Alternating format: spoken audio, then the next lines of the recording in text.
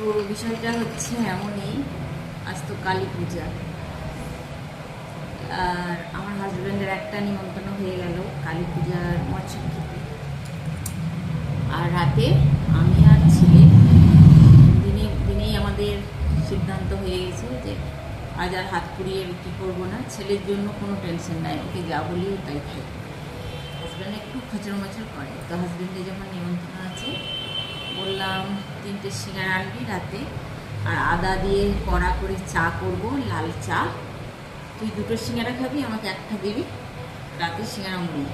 তো বিশেষ কিছু কাজ নেই, তো সেই হিসাবে কালী পূজা ভাইফোঁটা আসছে যখন বাবার বাড়িও যাব, জামা কাপড় পরিষ্কার করে একবেলা রান্না করে খেয়ে দিয়ে টেনে ঘুম দিয়ে দিলাম। এবার ঘুম থেকে উঠে হাজব্যান্ড দেখি সকালে কিছু না কিছু ছুঁড়ে খায়, কারণ সকালের দিকে তো আমারও তো সময় হয় না, ধূপ করে স্কুল যায়।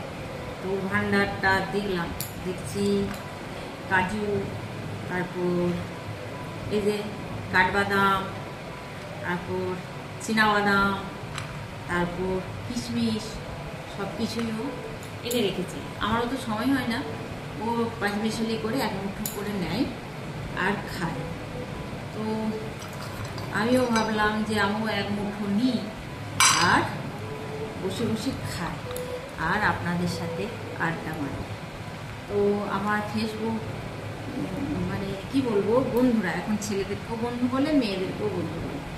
তো সকলেই তো বাবার বাড়ি যাবেন, তো বাবার বাড়ি গিয়ে আমাদের তো প্রতিদিন রোজ আমরা আমাদের থোবড়া দেখাতে থাকি, আমাদের স্বামী ছেলে শ্বশুরবাড়ির রান্না বান্না দেখাতে থাকি। তো সকলেই একটু একটু করে বাবার বাড়ির লোকেদের সাথে পরিচয় করাবেন, অ্যান্ড তাদের ছোটো ছোটো ভিডিও করবেন এবং আমাদের সাথে শেয়ার করবেন, আমিও করব। তো এটুকুই ছিল আমার বলার। আশা করি আমার সিদ্ধান্তটা ভালো লাগবে আপনাদের, অ্যান্ড একটা করে কন্টেন্ট হয়ে যাবে, তাই না?